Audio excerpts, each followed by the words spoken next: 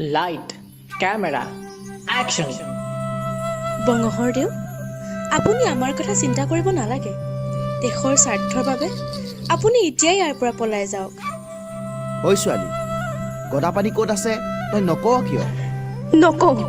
তহঁতৰ অত্যাচাৰত এই জয়মতীৰ প্ৰাণ গ'লেও বংশৰদেউৰ সন্ধান মই কেতিয়াও নিদিওঁ।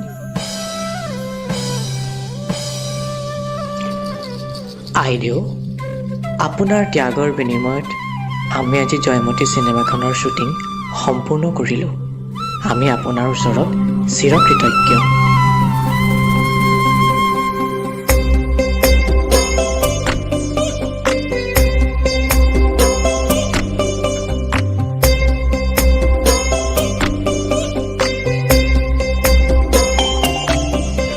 চি এগৰাকী ছোৱালী হৈ পৰপুৰুষক বঙহৰদেউ বুলি সম্বোধন কৰি চিনেমা কৰি দেখুৱাব আহিছ।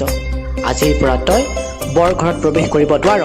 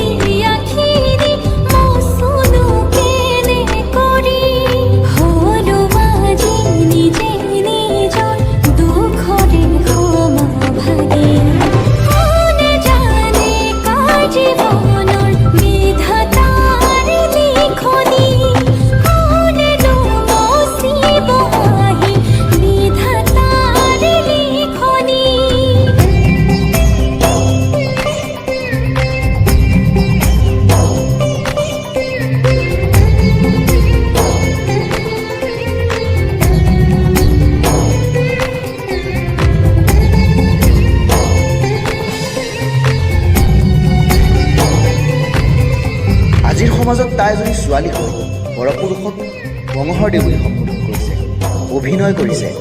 তাই আমাৰ সমাজলৈ কলংক সানি আনিছে। তাইক ঘাটে পানীয়ে নিষিদ্ধ কৰা হয় আৰু তাইক যাতে কোনেও বিয়া নকৰায়, আৰু যোন পুৰুষে তাইক বিয়া কৰাব তেওঁকো আমাৰ সমাজৰ পৰা এঘৰীয়া কৰা হয়।